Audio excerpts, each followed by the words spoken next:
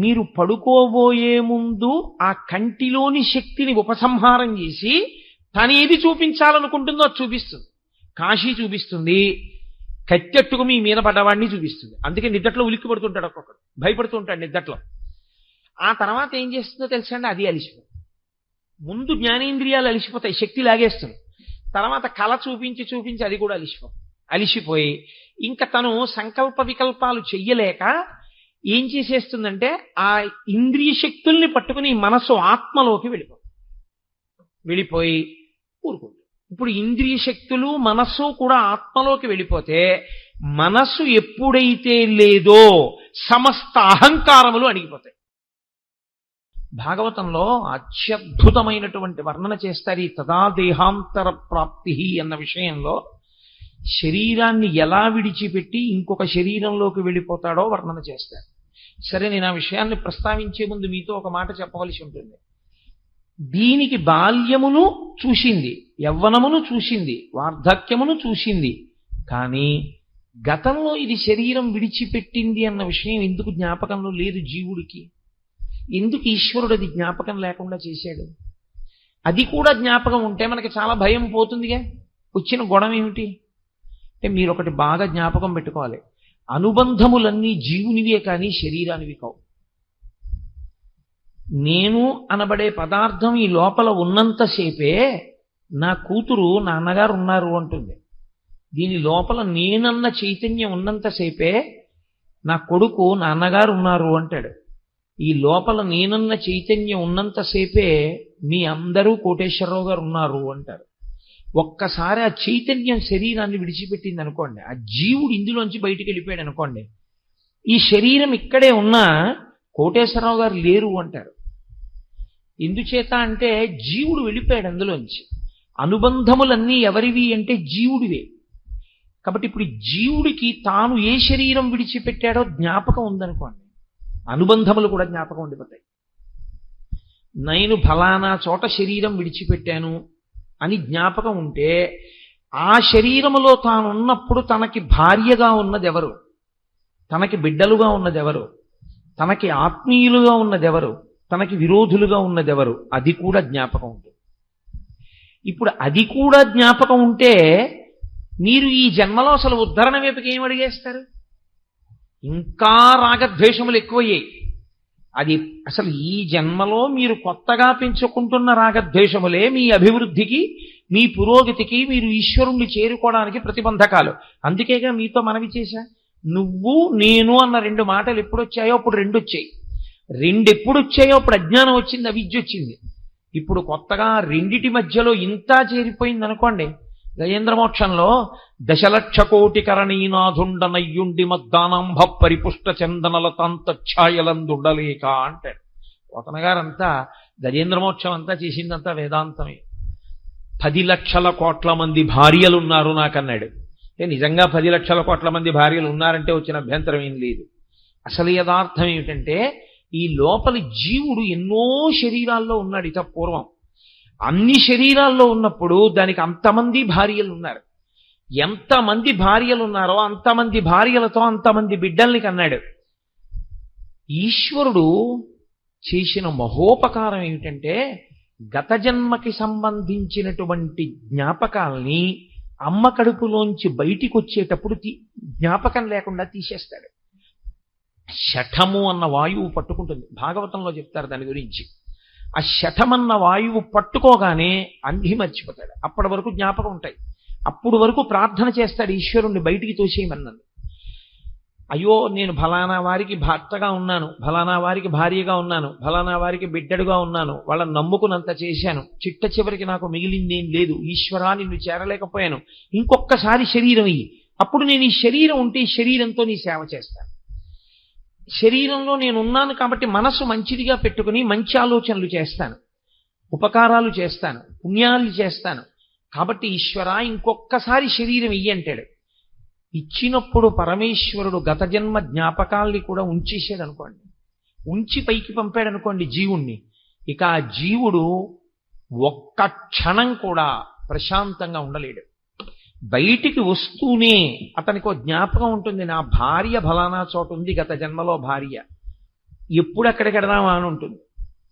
నా కొడుకులు అక్కడ ఉన్నారు, వాళ్ళ యోగక్షేమాలు చూడాలనిపిస్తుంది. గతంలో కుక్కగా ఉండొచ్చు, కానీ ఆ కుక్కకు పుట్టిన పిల్లల మీద వ్యామోహం ఉంటుంది. ఓ పందిగా ఉండొచ్చు, ఆ పిల్లల మీద వ్యామోహం ఉంటుంది. ఇలా నీకు ఎన్ని జన్మల జ్ఞాపకాలు ఉంటాయో అంత పెద్ద సంసారం నీలో ఉంటుంది. ఆ సంసారంలో పడిపోవడం వల్ల కదా పాడైపోయావు. సంసారం అన్న మాట వేదాంతంలో బయట ఉండేది కాదు, లోపల ఉండేది. బాహ్యంలో అయితే సంసారం బయట ఉందంటాం, వేదాంతంలో సంసారం లోపల ఉంటుంది.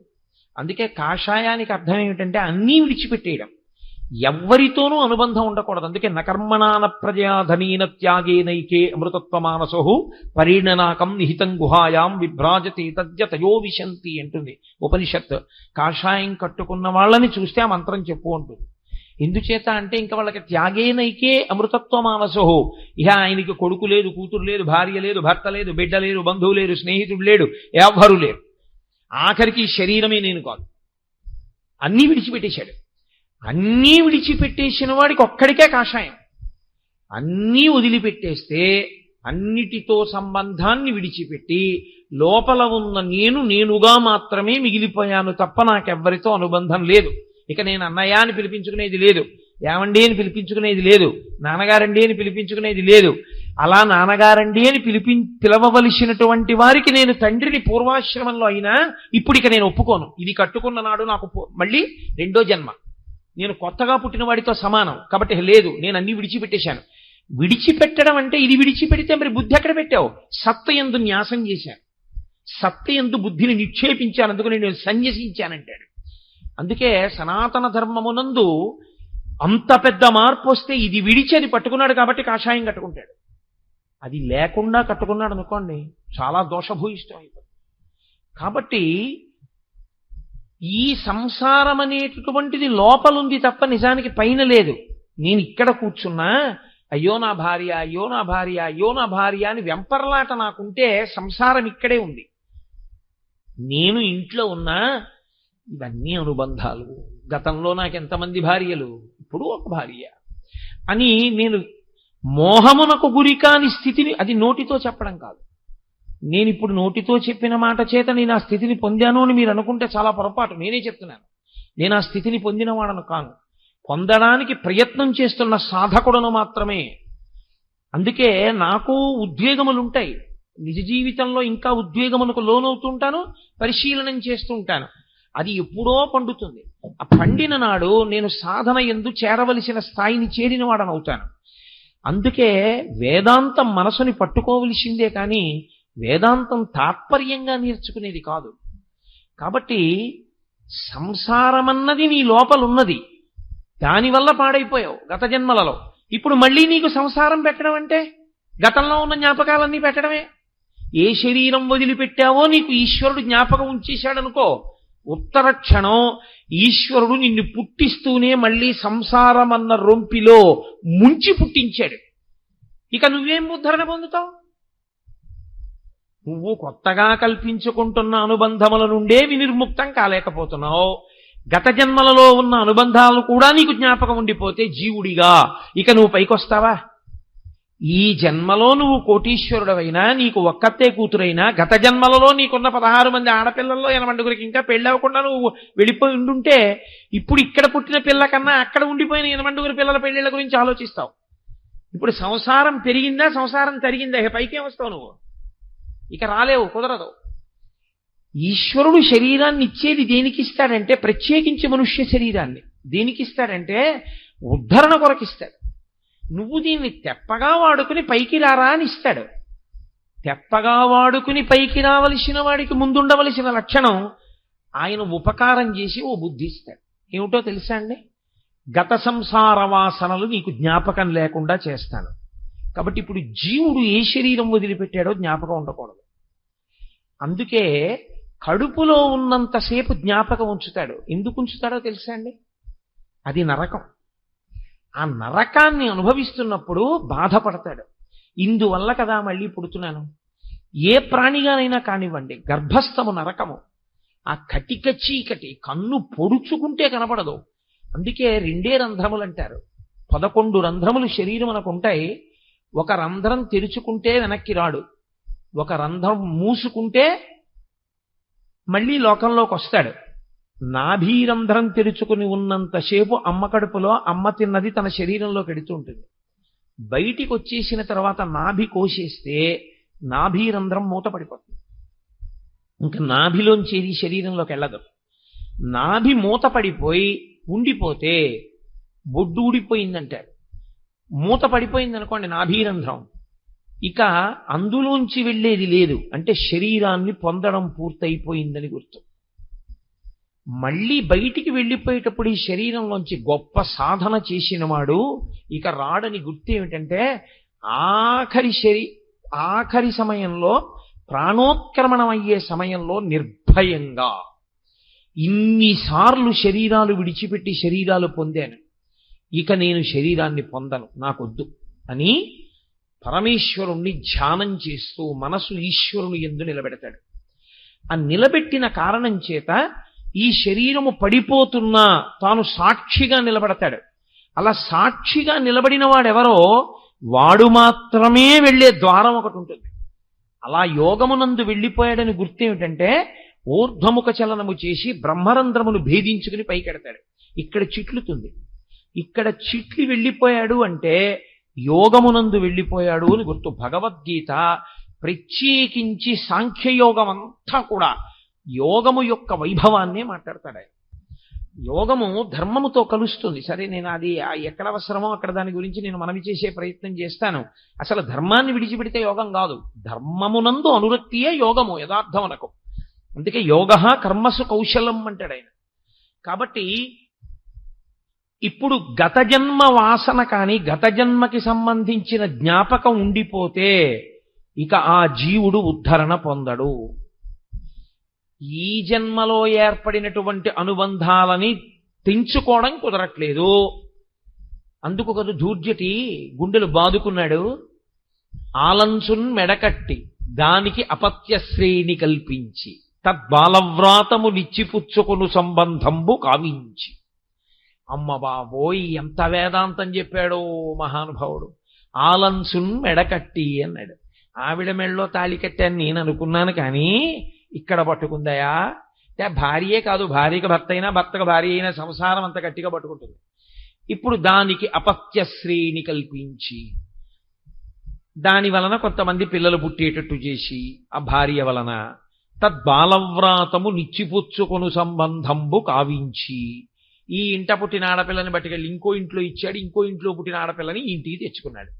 60 ఏళ్ళు వచ్చాక నేను చేసింది ఏమిటి అని వెనక్కి తిరిగి చూస్తే ఓ కొడుకుని కని కూతుర్ని తెచ్చుకున్నాను, ఓ కూతుర్ని కని ఇంకో ఇంటికి పంపించాను, దానివల్ల అల్లుడు వచ్చాడు, దీనివల్ల కోడలు వచ్చింది, ఇది నీ సాధించింది.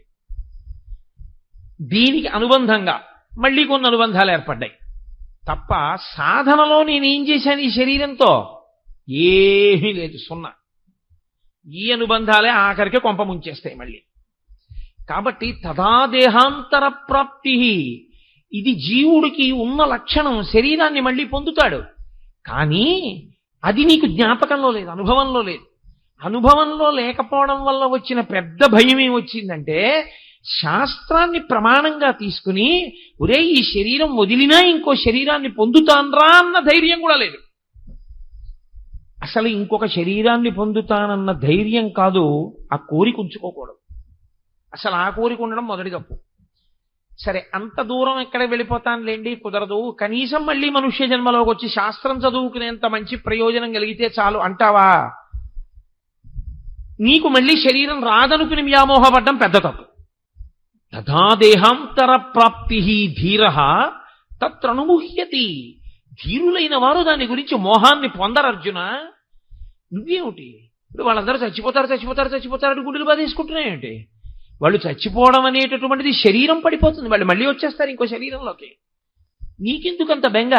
నువ్వు పడగొట్టకపోతే పడదనుకుంటున్నావా? పడిపోతుంది. పడిపోయింది రాదనుకుంటున్నావా? వస్తుంది. చిత్రం ఏమిటో తెలుసా? ఇక్కడ ఒక ప్రశ్న వస్తుంది వేదాంతంలో. మరి ఎందుకంటే అసలు ఈశ్వరుడు ఈ శరీరాలు ఇస్తున్నాడు? ఏదో ఒక గొడవ తేల్చేస్తే అయిపోతుంది కదా. మళ్ళీ శరీరం ఇవ్వకుండా, ఏమయ్యా నీకోసారి శరీరం ఇచ్చాను నువ్వు సరిగ్గా ఉపయోగించలేదు, గుణపాల మీద ఎక్కించేస్తాడో గొడ్డలతో కొట్టేస్తాడో ఏదో చేసేనివ్వండి, అయిపోయింది, అక్కడతో దరిద్రం వదిలిపోయింది. లేదా తనలో కలిపేసుకున్నాడా? కలిపేసుకోమనండి, రెండే. మళ్ళీ శరీరం ఇస్తూ ఉండడం, మళ్ళీ చెయ్యి అంటూ ఉండడం, మళ్ళీ మనం కింద పడుతుండా మీద పడుతుండా, మళ్ళీ కింద పడ్డావు మీద పడ్డావు అని మళ్ళీ మళ్ళీ తీసుకొచ్చి మళ్ళీ శరీరం ఇస్తుండా. ఏమిటండి అల్లరంతా? ఎందుకు ఈశ్వరుడు ఈ శరీరం ఇవ్వడం అంటే మీరు ఒక్క విషయం జ్ఞాపకం పెట్టుకోవాలి. మనం శాస్త్రమును ప్రమాణంగా తీసుకుని మాట్లాడకపోతే, శాస్త్రమునందు సరి అయినటువంటి నిష్ట లేకపోతే, సరి అయినటువంటి సమర్థత కలిగిన గురువు దగ్గర శాస్త్రాధ్యయనం చేయకపోతే, బురదపాము లాంటి గురువు గారి నోట్లో పడ్డ పెద్ద కప్పలా పడిపోయి ఉండిపోతే వచ్చే పెద్ద ఇబ్బంది ఏమిటొస్తుందో తెలుసా అండి? శాస్త్ర పరిజ్ఞానమునందు పరిపక్వత ఏర్పడదు. ఏర్పడకపోతే సంధి ప్రలాపం అంటారు. అలాంటి మెట్ట వేదాంతం ప్రశ్నలు వస్తాయి. ఈశ్వరుడు ఎందుకు ఇచ్చాడు శరీరాన్ని? మొట్టమొదట అసలు చెప్పవలసిన విషయం ఏంటంటే, ఈశ్వరుడు మీకు శరీరమును ఇవ్వలేదు. ఈశ్వరుడు మీకు శరీరం ఇచ్చాడనుకున్న మీ సిద్ధాంతమే దోషభూయిష్టం. ఈశ్వరుడికి దాని యందు స్వాతంత్ర్యము లేదు. ఈశ్వరుడు ఇవ్వడు, ఆయన పెట్టుకోలేదు తన మీద. నేను మీకు ఈ శరీరాన్ని ఇస్తాను అని ఎక్కడా ప్రమాణం చేయడు.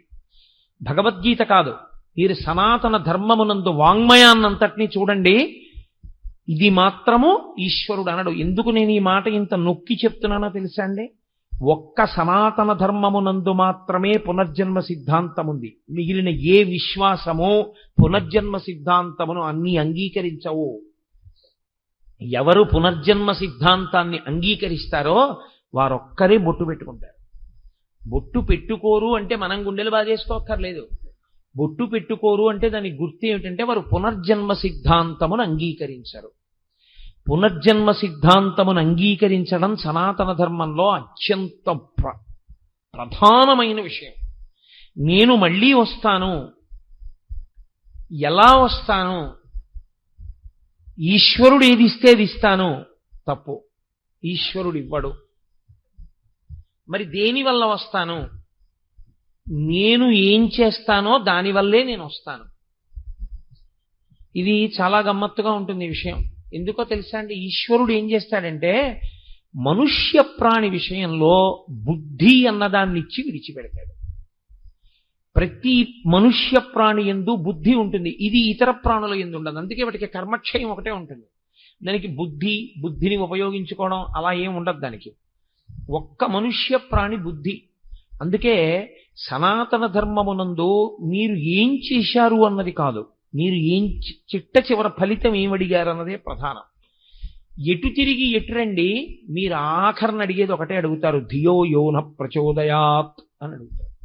మా బుద్ధులు ప్రేరేపింపబడుగాక. మీరు దుర్గమ్మ తల్లిని ప్రార్థన చేశారనుకోండి, తన్నో దుర్గి ప్రచోదయాత్, ఓ అమ్మా మా బుద్ధులను ప్రేరేపించు. శివుణ్ణి పూజ చేశారనుకోండి, తన్నో రుద్ర ప్రచోదయాత్, ఓ రుద్రుడా మా బుద్ధులను ప్రేరేపించు. విష్ణువుని ఆరాధిస్తే తన్న విష్ణు ప్రచోదయాత్, ఓ విష్ణువా మా బుద్ధులను ప్రేరేపించు.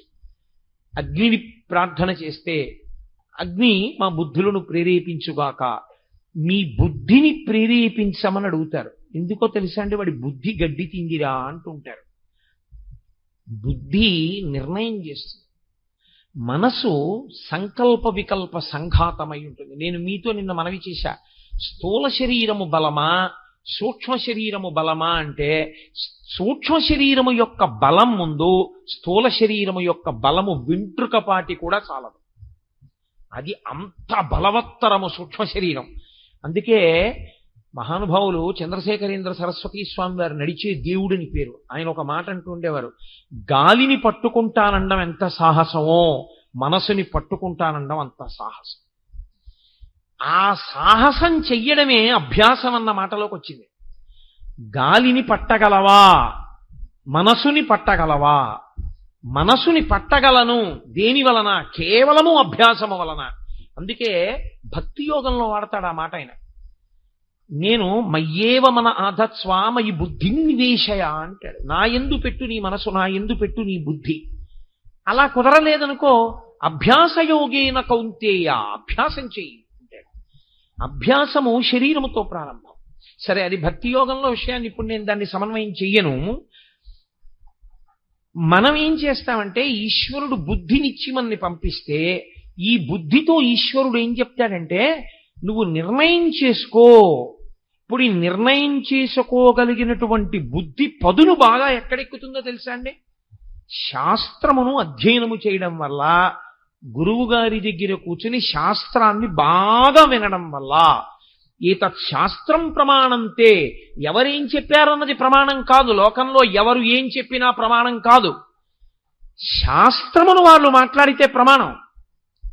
పరమాచార్య స్వామి చెప్పినటువంటి మాటలన్నీ ప్రమాణవాక్కులే. దేని వలన? ఆయన ఎప్పుడు మాట్లాడినా వేదమే మాట్లాడారంతే, ఆయన శాస్త్రమే మాట్లాడారంతే. శాస్త్రము కానిది ఆయన మాట్లాడలేదు.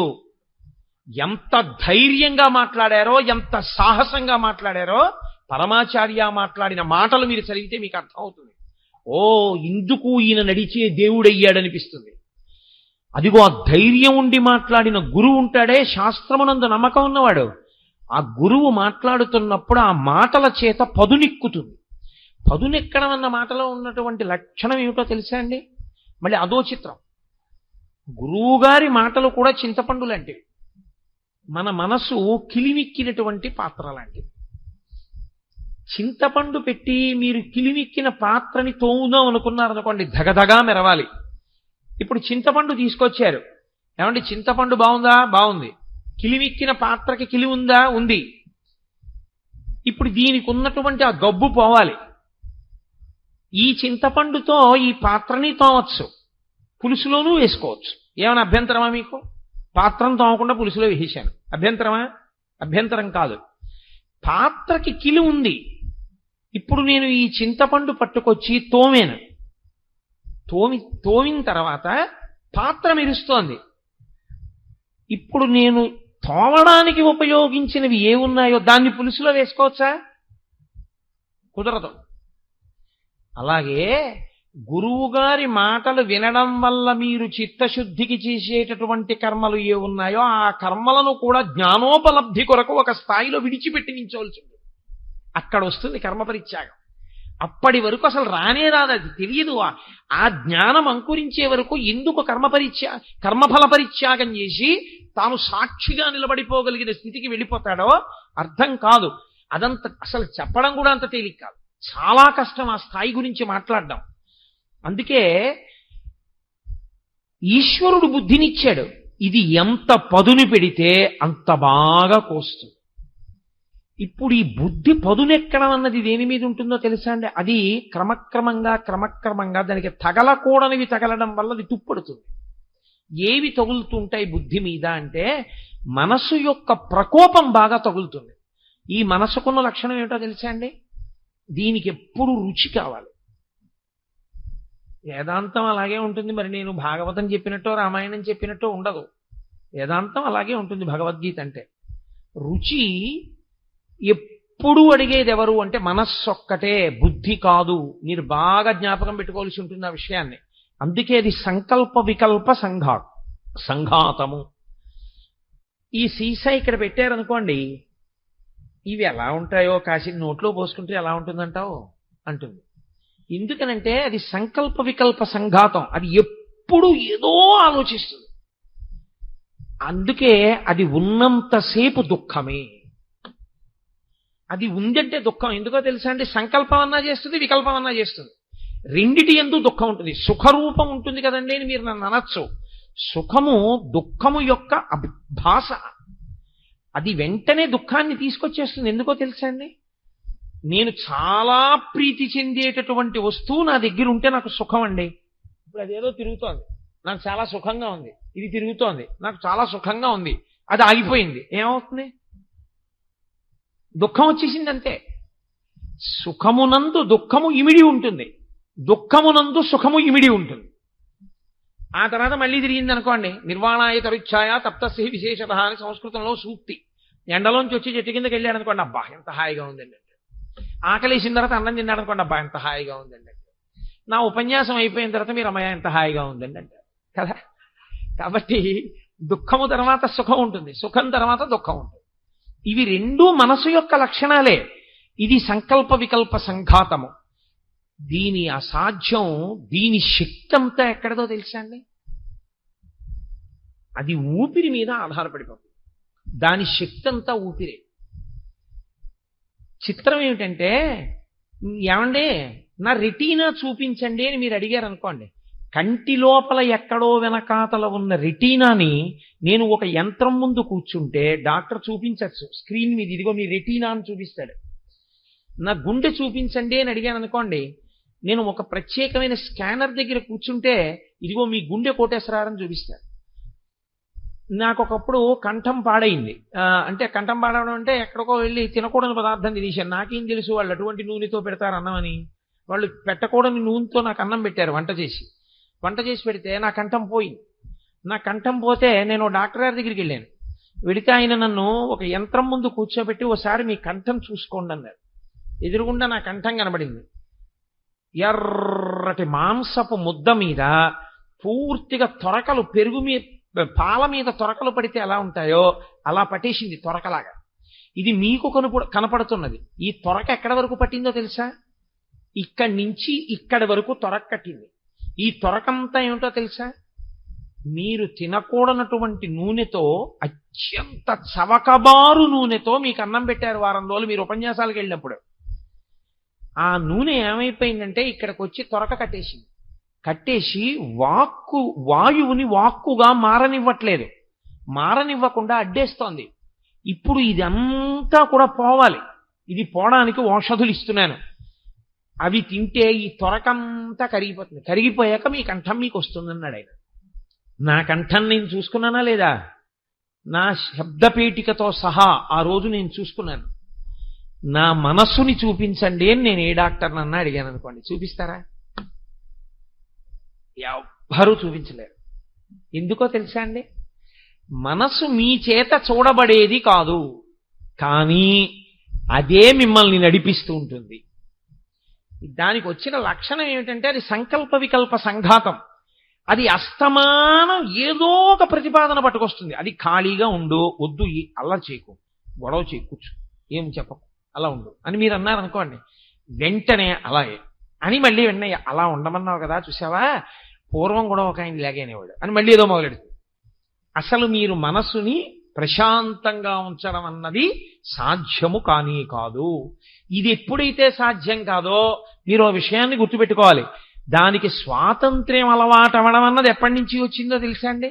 ఇప్పటిది కాదా స్వాతంత్ర్యం, కొన్ని కోట్ల జన్మల క్రితం నుంచి మీరు అలవాటు చేశారు. నీ ఇష్టం వచ్చినట్టు తిరిగని. వెనకటికి ఒక ఆయన కొడుకు ఎవరో ఒక అమ్మాయిని ప్రేమించానని చెప్పాడు. ఏం చెప్పాలి బుద్ధున్న తండ్రి అయితే? తప్పురా, తండ్రిరా నిర్ణయించాలి. నువ్వు ప్రేమించడం ఏమిట్రా, తప్పు, అలా చేయకూడదని చెప్పాలి. ఒరే, ప్రేమించిన అమ్మాయి చుట్టూ తిరగడానికి ఓ మోటార్ సైకిల్ ఉంటే బాగుంటుందిరానో మోటార్ సైకిల్ కొనిపెట్టాడు. కొనిపెట్టిన తర్వాత వాడు ఆ అమ్మాయిని ప్రేమించాడు, పెళ్లి చేసుకున్నాడు. ఇప్పుడు ఆయన వేరు కారణాలకు ఏడుస్తున్నాడు. ఏమిటి ఉపయోగం?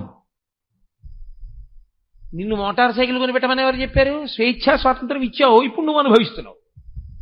అలా స్వేచ్ఛ ఇచ్చేసాం మనసుకి మనం. దాన్ని మన అదుపులో ఉంచుకోవడం అంటే బుద్ధి దాన్ని అదుపులో పెట్టడం కలిగినటువంటి శక్తి నుంచి అది తప్పుకుంది. అది సర్వస్వతంత్రం అయిపోయి దాని పని ఏమిటంటే బుద్ధి చెప్పాక మనం చేద్దామనడం దానికి అలవాట్లేదు. నేను చెప్తూనే ఉంటాను, ఒక్కొక్కసారి బుద్ధిని వంచేస్తాను అని అది ఏం చేస్తుందంటే చెబుతూనే ఉంటుంది. వద్దు, తప్పు, అలా చేయకూడదంటుంది బుద్ధి. అలా అంటారు కానండి, ఏం పర్వాలేదా, అలా అక్కడ చూడండి వాళ్ళు చేయలేదా, ఇలా వీళ్ళు చేయలేదా, ఏమిటి తప్పు? లోకంలో చాలా మంది ఉన్నారు తెలుసా అండి, ఇది తప్పని తెలిసి చేస్తుంటారు. నాకు మొన్ననే రైల్లో ఒక ఆవిడ కనబడ్డారు. నేను నెల్లూరు నుంచి వస్తుంటే ఆవిడ నాతో అన్నారు, నేను వెళ్ళిన శివాలయాల్లో కల్లా అర్చకులు ఎప్పుడైనా పక్కకి వెళ్ళగానే లోపలికి వెళ్ళి శివలింగాన్ని కౌలించుకుంటానన్నారు. ఎందుకు అలాగని అడిగాను నేను. అడిగితే ఆవిడ అన్నారు, నేను అలా చేయకుండా ఉండలేను అన్నారు నాతో. అలా చేయకుండా ఉండలేను అన్నప్పుడు చేయకుండా ఉండాలి, అలా చేయకూడదని మీకు తెలియదా అన్నాను. చేయకూడదని నాకు తెలుసు అన్నారు. అందుకే నేను రమణాశ్రమానికి వెళ్ళినప్పుడు నన్ను అందరూ ఎన్ని శివలింగాలు పాడు చేసామని అడుగుతుంటారు అన్నారు ఆవిడ. అంటే అలా శివాలయంలోకి వెళ్ళి ఒక ఆడది శివలింగాన్ని కౌగలించుకోవడం అనేటటువంటిది ధర్మ విరుద్ధమని, అలా చెయ్యకూడదని, దాన్ని శాస్త్రం అంగీకరించదని, శాస్త్రము ప్రమాణం తప్ప మన బుద్ధులు ప్రమాణాలు కావని, ప్రమాణం చెప్పవలసిన శాస్త్రమే తప్ప నేను కాదని ఆవిడికి తెలుసు. శ్రీశైలం లింగాన్ని కౌగిలించుకో, ఎందుకంటే అది సాక్షాత్తుగా ధూళి దర్శనాన్ని అనుమతించిన లింగం. అనుమతించని లింగాలన్నీ వెళ్ళి కౌగిలించుకోవడం ఏమిటి అంటే నేను ఏదో కారణం మీద అర్చకుడు కాస్త పక్కకి వెళ్ళే వరకు అక్కడే ఉండి ఆయన అలా వెళ్ళగానే లోపలికి వెళ్ళి కౌగిలించుకుంటానండి అన్నారు. ఆవిడేమీ పనికిమాలిన వ్యక్తి కాదు, చాలా భక్తురాలు. అసలు ఆవిడికి కొన్నాళ్ళు పోయాక PhD ఇస్తారేమో అని నాకు అనుమానం. ఆవిడంత గొప్ప పని ఒకటి చేస్తున్నారు ఈ మధ్యకాలంలో. మరి ఆవిడ అలా చేయడం ఏమిటి అలాగా అంటే మనసు యొక్క బలహీనతని ఆవిడ దాటలేకపోతోంది.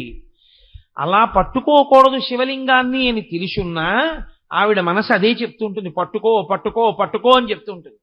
బుద్ధి పట్టుకోకూడదు పట్టుకోకూడదు అని చెప్తుంటుంది, కానీ బుద్ధిని నిర్ణయం చెయ్యనివ్వదు, బలహీనం చేసి మనసు బలవత్తరం అవుతుంటుంది. ఈ అవడంలో దానికి వచ్చిన లక్షణం ఏమిటో తెలుసా అండి? అది ప్రాణం మీద ఆధారపడుతుంది. మీ ప్రాణము ఊపిరి మీద ఆధారపడుతుంది. ఊపిరి ఆయుర్దాయం ఉన్నంత కాలం ఉంటుంది. ఆయుర్దాయం ఎంతకాలం ఉంటుంది? ఈశ్వరుడి శాసనం అయ్యే వరకు ఉంటుంది. ఈశ్వరుడి శాసనం ఎంతవరకు ఉండాలని చేస్తాడు? ప్రారంధం అయిపోయే వరకు ఉండమని చేస్తాడు. నువ్వు ఇన్ని పనులు చేయాలని ఉంటుంది ఈశ్వర శాసనంలో. అవి అయిపోయాయి అనుకోండి, వయసుతో సంబంధం ఉండదు, తీసేస్తాడు ఈశ్వరుడు. అయిపోయింది వచ్చేయి అంటాడు. కాబట్టి ఆయన ఇచ్చిన ఆయుర్దాయంలో నువ్వు చేసేయాలంతే, ప్రారంధ కర్మలు అనుభవిస్తూ ఉండాలి. ఇప్పుడు ఈ మనసు ఏం చేస్తుందంటే ఇది ఊపిరి మీద ఆధారపడుతుంది కాబట్టి చిట్ట చివరి ఊపిరి వరకు అది ఉంటుంది. మీరు ఇది బాగా జ్ఞాపకం పెట్టుకోవాలి. అది ఏం చేస్తుందంటే ఊపిరి బాగా తీయగలిగిన నాళ్ళు దాని పని ఏం చేస్తుందంటే రుచి అడుగుతూ ఉంటుంది. రుచి అంటే సంస్కృతంలో వేదాంతమునందు రుచి అంటే నాలుకతో తినే రుచి కాదు, అనుభవమును అడుగుతుంది. అది ఎలా ఉంటుందంటావు అంటుంది. సరే, దాన్ని అనుభవించాడు అనుకోండి. దాన్ని అనుభవించాడు అన్న మాటని మీరు శాస్త్ర ప్రమాణంతో ఆదరించవలసి ఉంటుంది. దాన్ని అనుభవించాడు అంటే నా ఉద్దేశంలో ఏంటంటే ఏదో పులిహార తినాలనుంది, పులిహారని తిన్నాడు అని. అంతకన్నా హేయమైన మాట నేను మాట్లాడటం లేదు అని మీరు గుర్తించవలసి ఉంటుంది. ఏవి ఆ పరిధిలోకి వచ్చినా నేను అలా ప్రయోగించట్లేదు. పులిహార తినేశాడు, రుచి. అది ఏం చేస్తుందో తెలుసా అంటే నాలుక ఇది ఇలా ఉంటుంది పులిహార అనగానే వాసన రికార్డ్ చేస్తుంది. ఇది మనసుకున్నటువంటి బలవత్తరమైన శక్తి. అందుకే మనసులో కొన్ని భాగములు పడుకుంటాయి. ఎప్పుడు మనసు అంతా లేచి ఉండదు అని చెప్తారు మనస్తత్వ శాస్త్రవేత్తలు. శంకరాచార్యుల వారి కన్నా మనస్తత్వ శాస్త్రవేత్త వీడు అసలు. అది ఏం చేస్తుందంటే రికార్డ్ చేస్తూ ఉంటుంది. అందుకే చూడండి, మామిడి పండు అన్నాను అనుకోండి అది ఎలా ఉంటుందో, కొత్తపల్లి కొబ్బరి అన్నాను అనుకోండి అది ఎలా ఉంటుందో, దాని తొక్క పలచగా ఉంటుంది, దాన్ని ఇలా ముట్టుకుంటే కన్నం పడుతుంది, దాని రసం తీయగా ఉంటుంది, అన్నీ చెప్తుంది. రుచి, వాసన అది గుర్తెట్టుకుని ఏమంటుందంటే ఇంకొక నెల పోయింది అనుకోండి, అవసరమైతే ప్రావిడెంట్ ఫండ్ లోన్ అన్నా పెడదాం కానీ 4 పరకలు కొత్తపల్లి మామిడి పండు తెచ్చుకుందాం, కొత్తపల్లి కొబ్బరి అంటుంది. రుచి వాసన, రుచి వాసన. ఈ మనసు ఏం చేస్తుందంటే బాగా పెట్టుకుంటూ ఉంటుంది. ఇందులో అలా తిరుగుతూ ఉంటుంది ఎప్పుడు. ఈ తిరగడం ఏం చేస్తుందంటే బలపడుతుంది కొన్నిటి అందు. బాగాను సెటిల్ అయిందంటారు చూసారా? షుగర్ వచ్చిన వాళ్ళకి కొత్తల్లో మీరు ఇంకా సెటిల్డ్ డయాబెటీస్ అంటారు. వచ్చి ఇవాళ వస్తుంది, రేపు తగ్గిపోతుంది, 4 రౌండ్లు వాకింగ్ చేస్తాయి. కొన్నాళ్ళు పోయిన తర్వాత ఏం చేస్తుందంటే 2 రౌండ్లు వాకింగ్ చేసినా 3 రౌండ్లు వాకింగ్ చేసినా ఆ భోజనమే చేస్తే మాత్రం రీడింగ్ కనబడుతూనే ఉంటుంది. అంటే సెటిల్ అయింది డయాబెటీస్ అంటారు. ప్యాంక్రియాస్ ఊస్ చేయడం మానేసింది అనమాట ఇన్సులిన్ని. అలా సెటిల్ అవుతుంది మనస్సు. ఒక దాని మీద బాగా వ్యామోహాన్ని పెట్టుకుంటుంది, దాన్నే తిప్పుతుంది, దాన్నే రుచి వాసన రుచి వాసన రుచి వాసన. ఇది ఎంత తొందరగా అడుగుతుందో తెలుసా అండి? అసలు ఒక స్థితిలో తన కంటి ముందు కనపడకపోయినా, తన నాలుక మీద ఉండకపోయినా తాను ఊరుకోలేదు. అలా అయిపోతుంది. నేను హేయమైన ప్రయోగం చేశానని మీరు అనుకోవద్దు. కొంతమంది చూడండి, కాఫీ తాగడం కన్నా టీ తాగడం కన్నా ఆ రెండే దోషభూయిష్టం. ఆ రెండిటికన్నా కూడా మద్యాన్ని సేవించడంలో వాళ్ళు అది లేకపోతే ఇక బ్రతకలేనన్నట్టే ఉంటారు. ఇది అది రుచి ఎందు బాగా నిలబడిపోయింది. నిలబడిపోయి నువ్వు ఇది తాగితే చచ్చిపోతావురా అని డాక్టర్ గారు చెప్పినా సరే చచ్చిపోయినా పర్వాలేదు కొంచెం తాగుతానంట. అంటే అంత వాసనాబలం కింద పట్టుకుంటుంది. ఇప్పుడు దీన్ని వ్యామోహం కింద మారుస్తుంది. మార్చి దానికి ఉన్న తమాషా ఏమిటంటే అది ఆఖరి ఊపిరి ఉన్నంతసేపు ఉంటుంది కదండి. ఆఖరి ఊపిరి ఆగిపోతోంది దానికి తెలుస్తుంది. ఆఖరి ఊపిరి ఆగిపోతోందని తెలియగానే 5 జ్ఞానేంద్రియములలో ఉన్న శక్తుల్ని ఉపసంహారం చేస్తుంది మనస్సు. మనస్సుకొక్కదానికి ఆ శక్తి ఉంది, దానికి ఉపసంహార ప్రక్రియ తెలుసు. అందుకే మీకు నిద్ర ఎంతది ఏం చేస్తుందంటే జ్ఞానేంద్రియములలో ఉన్న శక్తుల్ని ఉపసంహారం చేసి తనలోకి తీసుకుంటుంది. కన్ను కొంచెం తెరిచి ఉంటుంది, కానీ మీరు ఆయన కంటెదురుగుండా తీసుకెళ్లి ఓ పువ్వు పెట్టారనుకోండి, ఆయన ఏం చూడడం. కంటిలో చూడగలిగిన శక్తిని మనసు లాగేసుకుంటుంది తనలోకి. చెవి పక్కకెళ్ళేదో మాట్లాడారనుకోండి, ఆయనకి వినపడదు, చెవి వింటుంది. ఎందుకంటే ఒక శబ్ద ప్రకంపన వస్తే దీనిలో ఉన్నటువంటి కర్ణభేరి కదులుతుంది. కర్ణభేరి కదిలితే చెవికి వినపడుతుంది ఆ మాట. కాబట్టి చెవి వింది, కానీ ఆ మాటని మనసు పుచ్చుకోదు. ఎందుకంటే వినగలిగిన శక్తిని లాగేసి తనలో పెట్టేసుకుంటుంది. చర్మం మీరు ఇలా ముట్టుకున్నారనుకోండి తెలియదు, స్పర్శేంద్రియ శక్తిని లాగి తనలో పెట్టుకుంటుంది. పెట్టుకుని కాసేపు ఏం చేస్తుందంటే ఈ 5 తన ఎందుంచుకుని తాను ఒక తమాషా చేస్తుంది కాసేపు. అందుకే సృష్టి స్వప్నావస్థతో పోలుస్తుంది వేదాంతం. స్వప్నావస్థ సృష్టికి ప్రతీక. అది ఏం చేస్తుందంటే తనకి ఏది ఇష్టమో దాన్ని చూపిస్తుంది. ఈ కంటి శక్తి తనలో పెట్టుకుంది కదూ, ఇప్పుడు ఆ శక్తిని తనలో పెట్టుకుని మీరు ఎప్పటి నుంచో చూద్దామనుకుంటున్న కాశీ పట్టణాన్ని తనకి చూపిస్తుంది. విచిత్రం ఏమిటో తెలుసా అండి, తను చూడండి చూపిస్తుంది. తను చూడండి కూడా ఊహతో చూపిస్తుంది.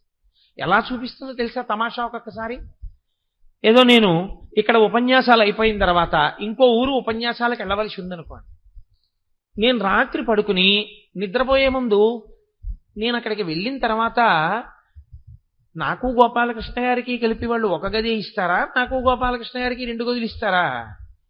ఒకవేళ ఒకే గది ఇస్తే గోపాలకృష్ణ గారు చాలా ఇబ్బంది పడిపోతారే. నేను పడుకున్న మంచం మీద ఆయన పడుకోరు, నేను కూర్చుంటే నాతో సమానంగా కుర్చీలో కూర్చోరు, నేను ఏదైనా తింటుంటే ఆయన తినరు, నేను తింటే తప్ప తినరు, ఆయన చాలా ఇబ్బంది పడిపోరు పాపం.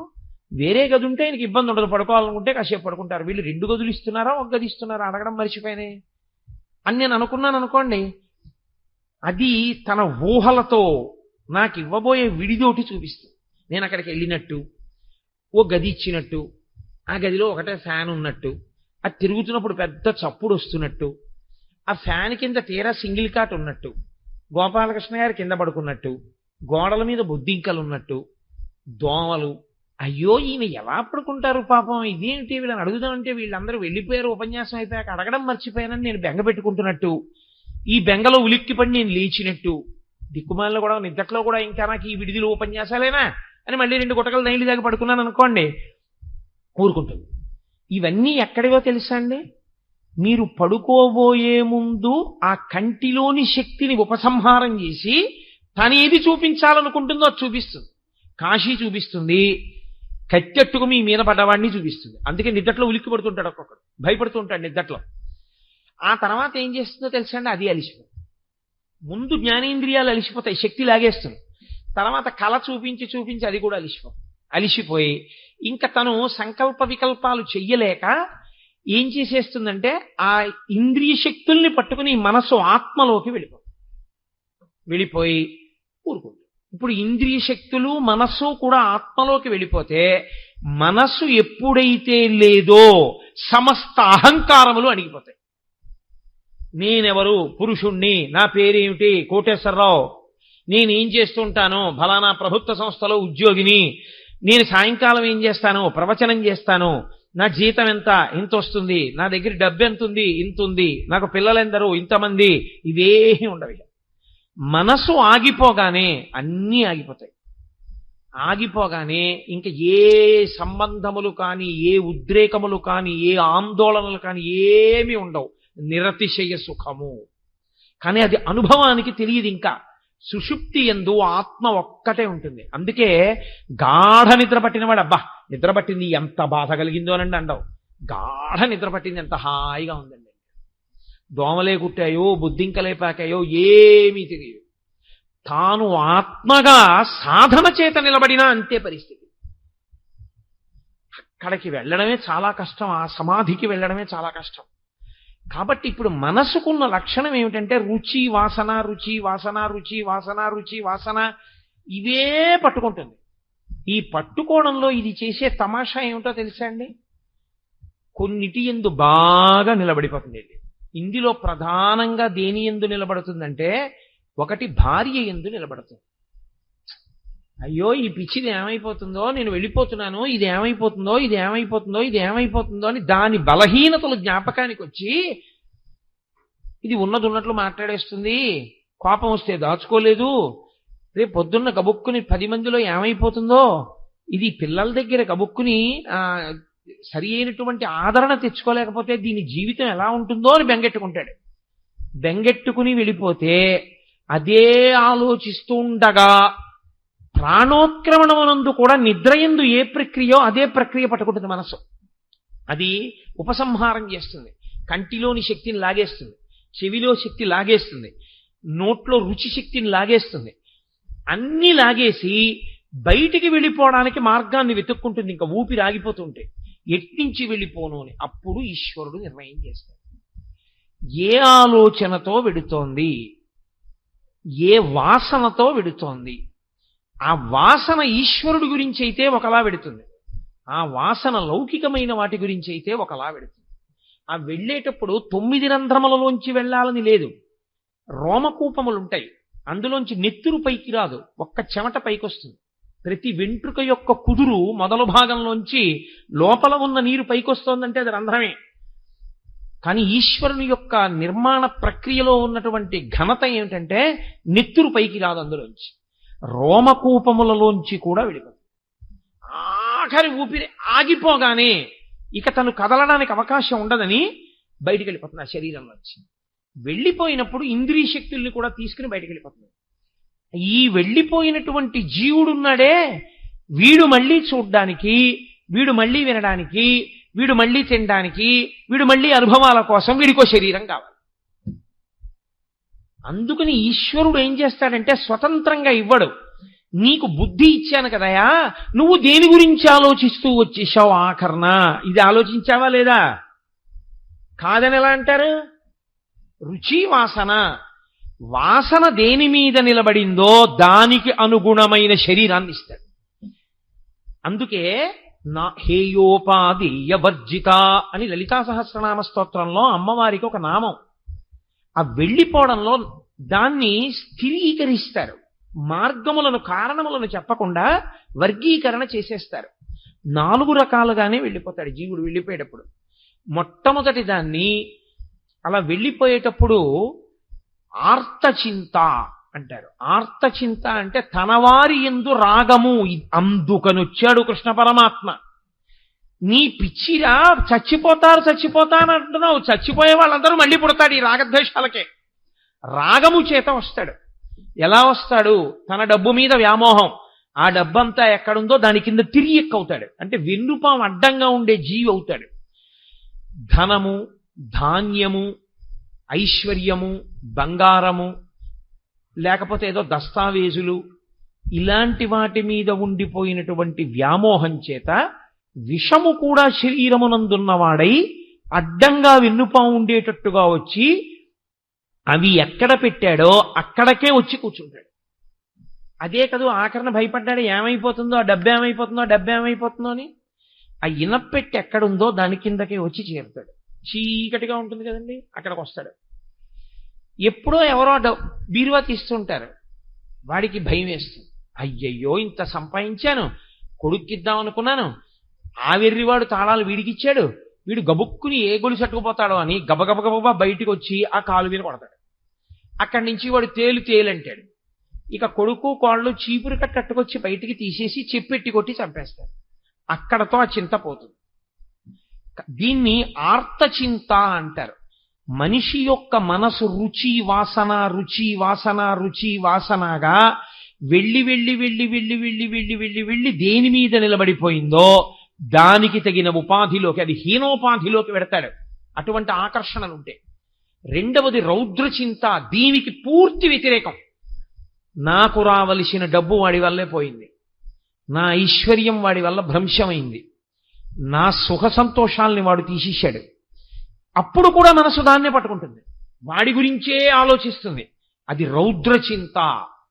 ఇప్పుడు బాగా దాన్ని పట్టుకోవడం వల్ల ఏమవుతాడంటే చచ్చిపోయే ముందు కూడా మనస్సుకి అలవాటు అయిపోయి అదే ఆలోచించడం, వాడి గురించే ఆలోచిస్తూ వెళ్ళిపోతాడు. రౌద్రచింత అయి వాణ్ణి పాడు చేయడానికి ఎడతాడు. పావుగానో తేలుగానో జెర్రిగానో వాణ్ణే కలవడానికి ఎడతాడు. వెళ్ళి వాణ్ణి చంపడానికి కూర్చుంటాడు అక్కడ. రౌద్రచింత. అప్పుడు తిరియక్కైపోతాడు. ఈ శరీరాన్ని వదిలిపెట్టి వెన్నుపాం ఇలా నిలువుగా పెరగదిహ. వెన్నుపాం అడ్డంగా పెరిగే ప్రాణి అయిపోతాడు. అడ్డంగా పెరిగేవేవి ఇక బుద్ధితో కర్మ చెయ్యలేవు. అదే గుర్తు. తిరియక్కంటే వెన్నుపాం అడ్డంగా వచ్చిందంటే ఇక బుద్ధి లేదు అని.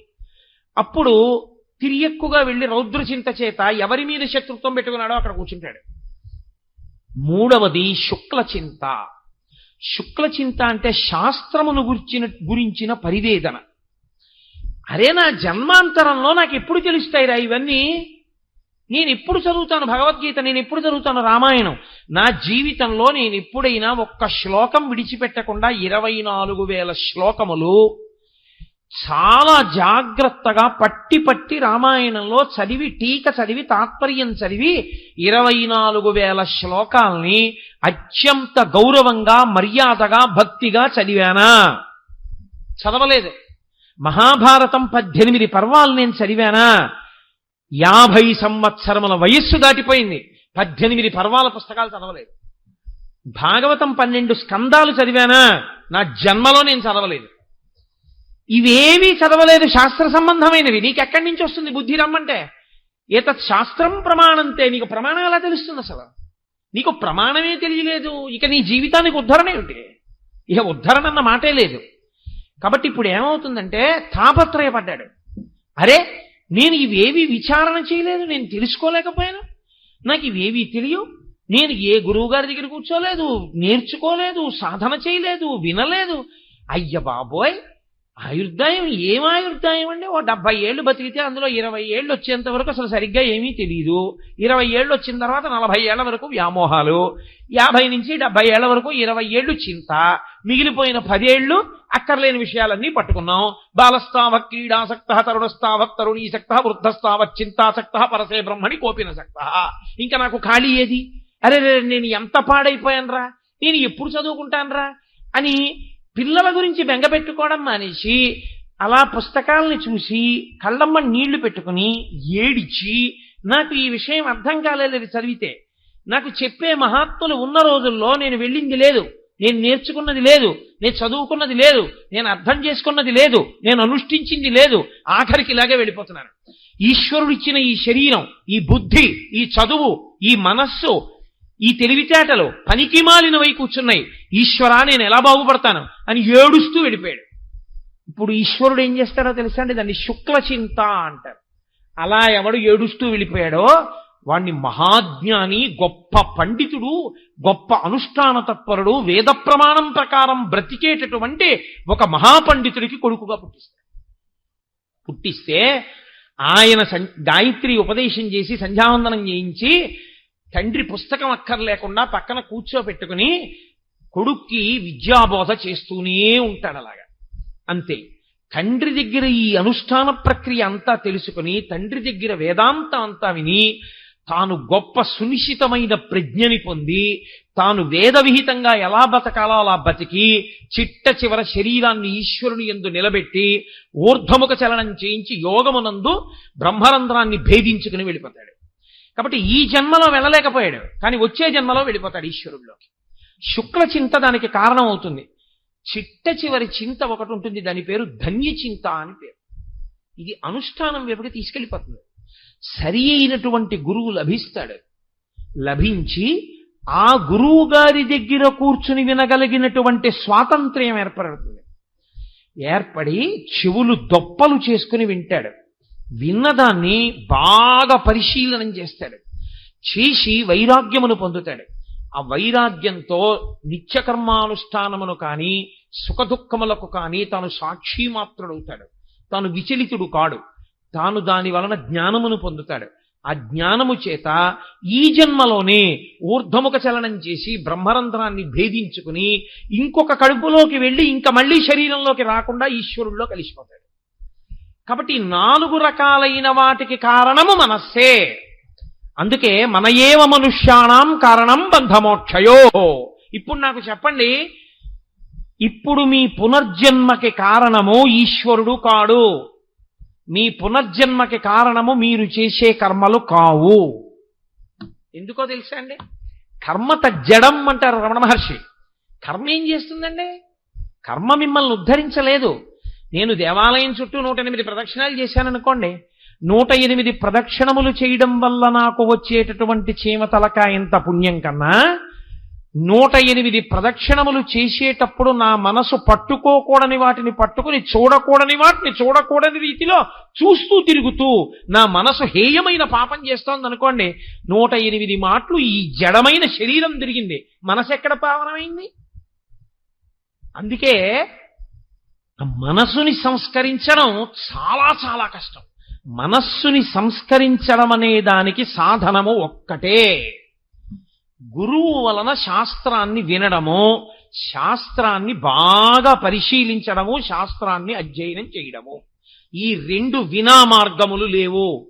కిలి మొదలడానికి చింతపండు ఒక్కటే మార్గమైనట్టు గురుబోధ ఒక్కటే కిలి మొదలడానికి మార్గము. అలా చేస్తే ఉత్తర జన్మలలో నీకు ఏ శరీరం ఇవ్వాలి అన్నదానికి నువ్వే కర్తవై కూర్చుంటావు. తథా దేహాంతర ప్రాప్తి ధీర తత్ర నముహ్యతి. అప్పుడు ఆయన బెంగపెట్టుకోడు. నేను దేని మీద చింత పెట్టుకుంటే నాకు తగిన శరీరం వస్తుందో దాని మీదకి చింత పెట్టుకుంటాడు. ఏతత్ శాస్త్రం ప్రమాణంతే. శాస్త్రం ప్రమాణంగా ఉంది కాబట్టి ఇది పడిపోతోంది, బెంగేమిట్రా? ఎప్పుడు నా కర్తవ్యమునందు నేనుంటే జరగవలసిన దాని గురించి నాకు భయం లేదు. నా కర్తవ్యాన్ని వదిలిపెట్టేస్తే, ధర్మమునందు వైక్లభ్యమును పొందితే నేను పొందవలసిన దానిలో చిత్రమైన భయం వస్తుంది. క్షత్రియుడుగా తన కర్తవ్యం తాను చేయడంలో విఫలుడవుతున్నాడు అర్జునుడు. అందుకని పిరికి పందా నపుంసకుడా లే, క్షుద్రం హృదయ దౌర్బల్యం త్యక్తోత్తిష్ట పరంతప. ఏమిటి హృదయ దౌర్బల్యం? విడిచిపెట్టి లే. కాబట్టి చచ్చిపోతారంటే ఏంటి? ఈ చచ్చిపోతామన్న పిరికితనం, ఈ భయమే చిట్ట చివరికి ఏం చేస్తుందో తెలుసా? బతికున్నన్నాళ్ళు వ్యామోహాలకి, చిట్ట చివరి ఆ వ్యామోహంలో నిలబడడానికి, పునర్జన్మ గురించినటువంటి భయంతో చచ్చిపోతున్నానని బెంగ పెట్టుకుని పిరికితనంతో వెళ్ళిపోవడం వల్ల పొగలు కమ్మినటువంటి చీకటి కమ్మిన దక్షిణ మార్గంలో ప్రవేశించి పునర్జన్మలో మళ్ళీ అనేకమైనటువంటి దెబ్బలు తిని యాతనలు అనుభవించి అడ్డంగా విన్నుపాం ఉన్నటువంటి జన్మలోకి ప్రవేశిస్తావు. ధీరుడవు కావ. ధీరుడైన వాడికి భయం లేదు. వాడు శాస్త్రమును గురించే విచారణ చేస్తాడు. షహబాష్, పడిపోతోంది, అయిపోయింది, పండిపోతోంది. ఒక పువ్వు పిందె అయిపోతుంది, ఇది పువ్వుగా వచ్చింది, పిందెగా మారుతోంది. పిందె కాయ అయింది, కాయ పండైంది, పడిపోయింది. గొంగళి పెరుగు సీతాకోక చిలుగైంది. ఏనాడు మార్పు మొదలైందో ఆనాడు నా మృత్యువు మొదలైంది. కాబట్టి శరీరం పడిపోతుంది, దాని ధర్మం అది, పడుతోంది. కానీ హేయమైన దాంట్లోకి నేను వెళ్ళిపోకూడదు, ఉత్తమమైన దాంట్లోకి వెళ్ళాలి. వెళ్ళడానికి నేనే కర్తని. నేనేం చేస్తానన్న దాన్ని బట్టి నేను నిలబడతాను. ఆ కర్త అన్నప్పుడు నేనేం చెయ్యాలి అన్నది నా ఇష్టం వచ్చినట్టు చేయడం కాదు, ఎవడేం చెప్తే చేయడం కాదు. ఏతత్ శాస్త్రం ప్రమాణంతే. ఈశ్వరుడు ఏం చెప్పాడో అదొక్కటే ప్రమాణం. ఈశ్వరుడు చెప్పింది వేదం, వేదమే ప్రమాణం. కాబట్టి ఆ వేదమునందు ఉపనిషత్తుల అంతర్భాగం, ఆ ఉపనిషత్తుల యొక్క సంఘాతమే భగవద్గీత. కాబట్టి నువ్వు ఈశ్వరుడు ఏం చెప్పాడో, వేదం ఏం చెప్పిందో, ఉపనిషత్తులు ఏం చెప్పాయో, శాస్త్రం ఏం చెప్పిందో శాస్త్రాధ్యయనము చేసి శాస్త్రమునందు పూనిక కలిగినటువంటి గురువేం చెప్పాడో దాన్ని మనసులో పెట్టుకొని నువ్వు విచారణ చేయడం ప్రారంభం చేస్తే, కాబట్టి ఇప్పుడు భగవద్గీత విన్నవాడికి ఏం అలవాటైపోవాల్సి ఉంటుంది? దేహినోస్మిన్యదా దేహే కౌమారం యవ్వనం జరా తథా దేహాంతర ప్రాప్తి. కాబట్టి ఈ శరీరం వదిలితే ఇంకో శరీరంలోకి ఎడతాను, భయం లేదు. నా మనసుని సంస్కరిస్తాను. ఇవాళ నుంచి నా మనసు దేన్ని పట్టుకోవాలో దాన్ని పట్టుకోవడం వైపుకి దీన్ని తిప్పుతానిక. ఇది అభ్యాసం. లొంగని గుర్రాన్ని లొంగదీయడం, లొంగతీయగలిగినటువంటి ప్రజ్ఞ కొంతమందికే ఉంటుంది. మహాభారతంలో అర్జునుడి గురించి చెప్తూ అంటారు, గుర్రములను లొంగదీయగలడు అంటారు. అలా నీ మనసుని నువ్వు లొంగదీయగలిగితే, అక్కరమాలిన పిషినారితనం నుంచి నువ్వు వినిర్ముక్తం కాగలిగితే, అక్కరమాలిన కామం నుంచి నువ్వు విముక్తం కాగలిగితే, నీ కామము ఈశ్వర కామముగా నువ్వు మార్చగలిగితే, నువ్వు చేసే క్రియలన్నీ ఈశ్వరుడు యొక్క ప్రీతి కొరకు నువ్వు చేస్తే, దాని వలన ఈశ్వర ప్రీతి నీకు కలిగితే, నీకు ఎప్పుడూ భగవంతుని యొక్క ప్రీతి పొందడం కోసం బ్రతకడం అలవాటైపోతే, ఆనాడేమవుతుందంటే నువ్వు చేసే ఏ పని నీ మెహర్బానీ కొరకు కాదు, నీ గొప్పతనం కొరకు కాదు. దాసి ఇల్లు ఊడిస్తే దేనికి తుడుస్తుందంటే, మా అయ్యగారు సంతోషిస్తారా లేదా, చక్కగా తుడిచావే ఇల్లు అంటాడా అయ్యగారు? బట్టలు ఉతికింది, ఎంత చక్కగా ఉతికి పెట్టావే పంచ, కూర్చుని పూజ చేశా, పూజ చేయడం వల్ల పంచంతా పసుపు పడింది, ఎంత బాగా ఉతికావు, పసుపు మరక కూడా లేకుండా ఉతికేశావు అని అయ్యగారంటే దానికి సంతోషం.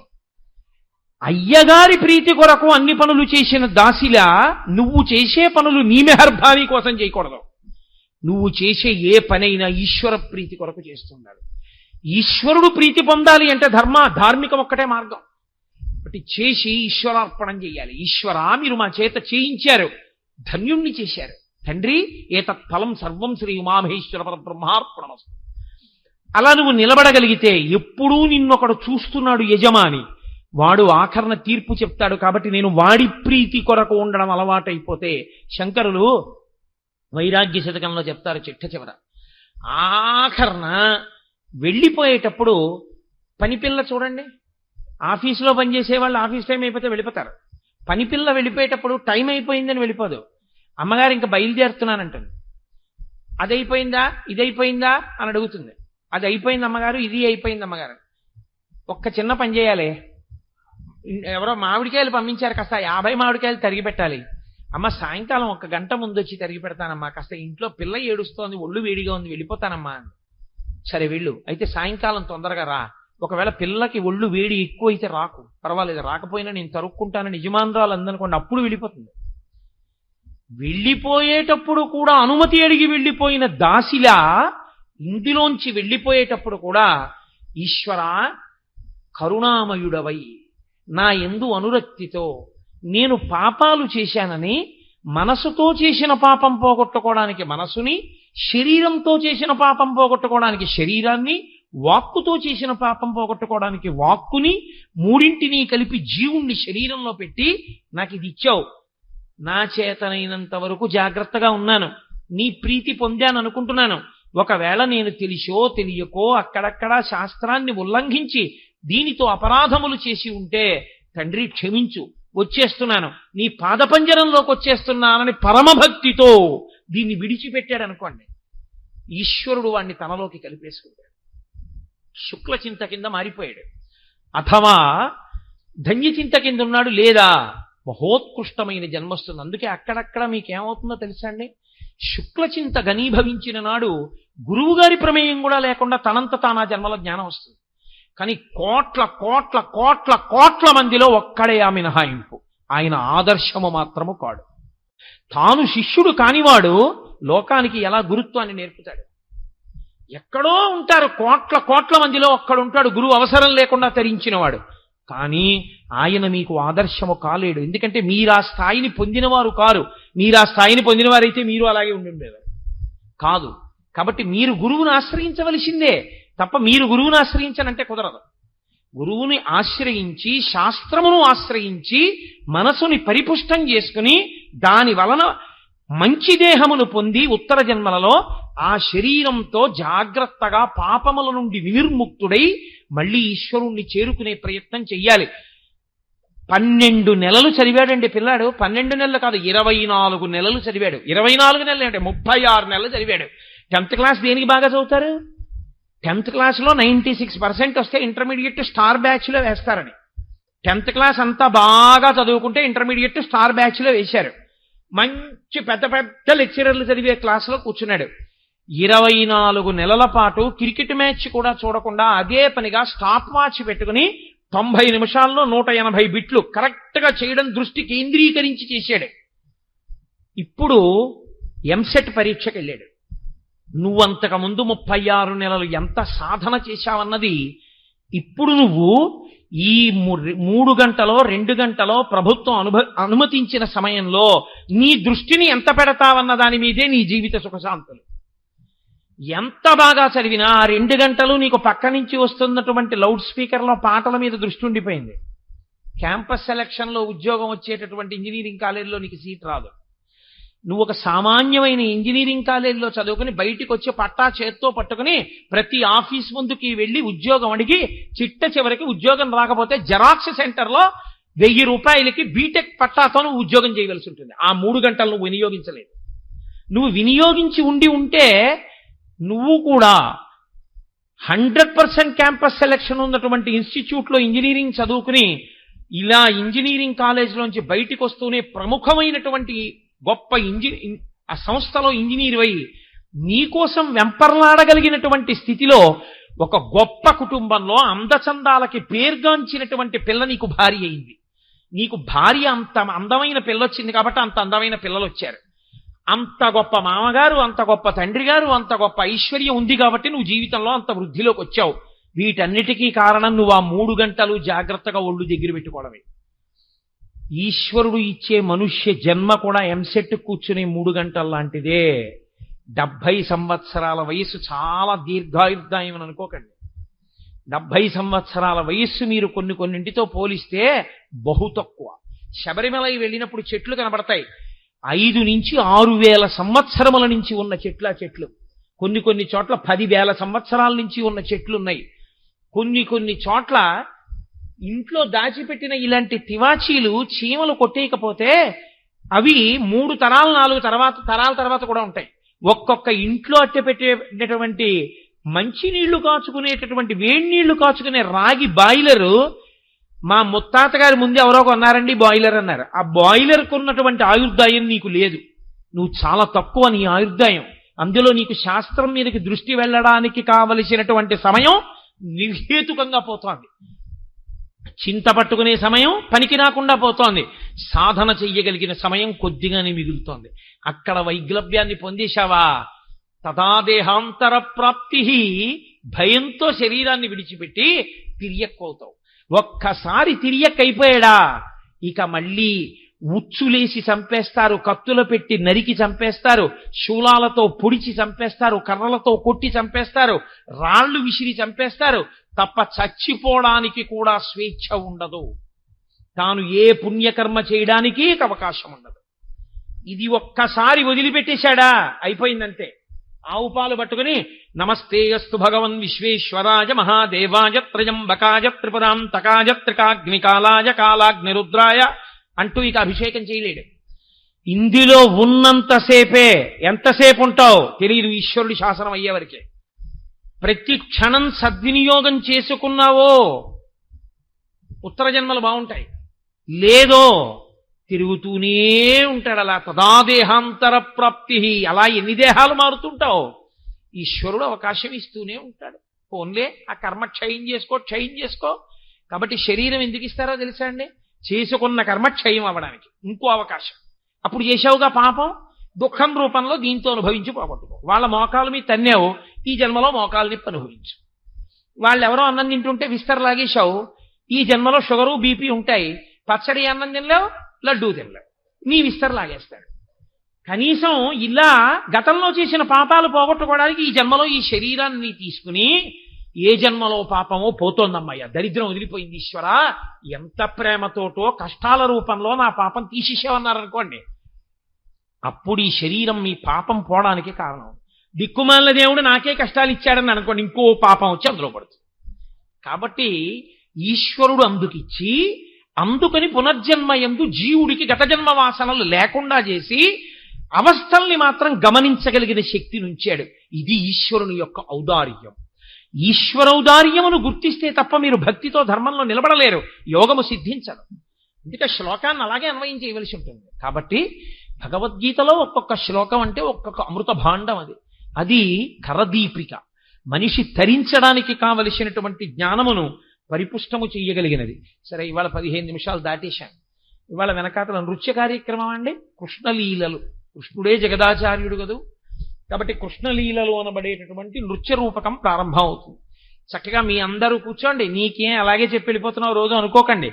ఒక్క 5 నిమిషాలు నేను కూర్చుంటాను. అంటే ఏమి నీకంత అనుకోకండి, ఏదో ఇంతకన్నా ఇంకొక ముఖ్యమైన పని ఉంటేనే నేను అలా వెళుతుంటాను తప్ప లేకపోతే అలా వెళ్ళేవాడిని కాదు. లేకపోతే నేను సభామర్యాద కట్టుబడి మీకు చెప్పింది నేను పాటించుండి ఉండేవాడిని. కాబట్టి దీని తర్వాత నృత్య కార్యక్రమాన్ని చూసి చక్కగా ఆ కళాకారులను మీరు ప్రోత్సహించి సంతోషించెదరుగాక. మంగళాశాసనపరై వేదాచార్య పురోగమై సర్వైశ్చ పూర్వైరాచార్యై సత్కృతాయాస్తు మంగళం.